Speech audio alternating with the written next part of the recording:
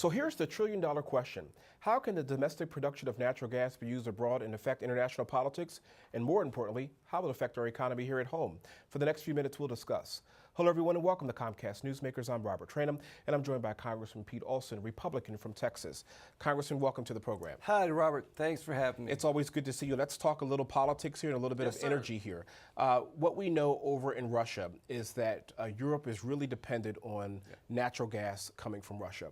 President Obama and some other folks out there are saying, wait a minute, we have this thing here called fracking and natural gas here in the United States that not only will help our economy, but also will help Europe as well. Do you agree with that? Absolutely, yes, sir. We've taken action in the House to make that happen.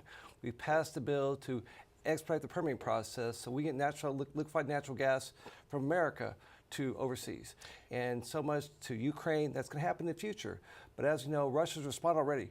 Mr. Putin has signed an agreement with China, 30 years of natural gas because he's afraid, the bear's afraid of the eagle. So, and speaking of which, does that mean a couple of things? Number one, new exports to Europe that perhaps could shore up our economy here at home. But secondly, and just as importantly, how does it affect the international politics on the world stage? Well, many benefits. First of all, those are American jobs. Good paying jobs. Good paying jobs out of the ground, down the refineries, jobs there, shipped overseas, jobs there. A trade surplus as opposed to a trade deficit.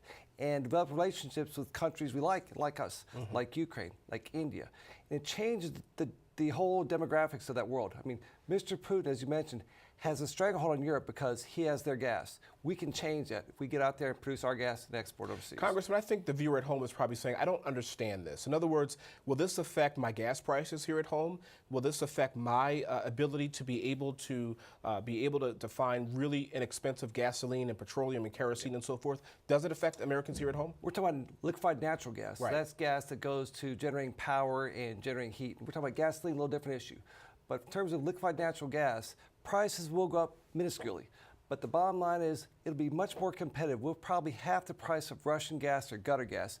We get out there in the market, they'll be buying up our gas. That means Russia loses his stranglehold. Mr. Putin loses that against Europe. And in terms of gas prices, that's the debate that started out. We're maybe start exporting oil in the future, but that's a long ways off. Sure. That's still prohibition. Congressman, there are a lot of folks in this country, environmentalists, that would say, well, wait a minute, slow down.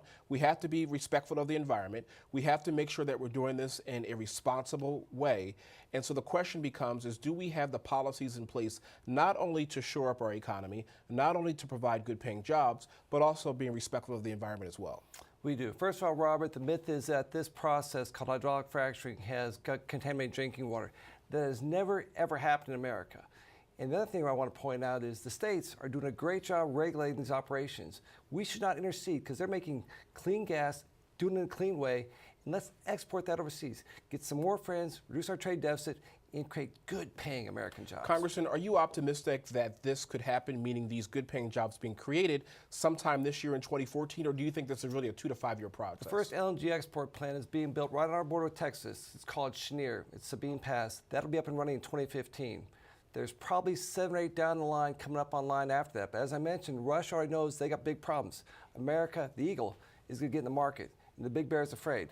We get out there and push our gas, we'll have more friends, more jobs, more freedom. We got about 30 seconds left. Are you optimistic that this could be a truly bipartisan issue, Congressman, where your colleagues on the left, your colleagues on the Democratic side will be able to come together and say, you know what, this is a bipartisan, energy-efficient economy issue that we can all rally around?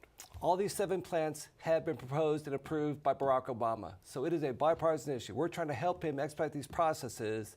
And let's get going, baby. Let's export American natural gas. All right, there you have it. Congressman Pete Olson, Republican from Texas. Thank you very much for joining us. Thank you, Robert. And thank you for joining us for this edition of Comcast Newsmakers. I'm Robert Trainum. Have a great day, everybody. We'll see you next time. Bye-bye.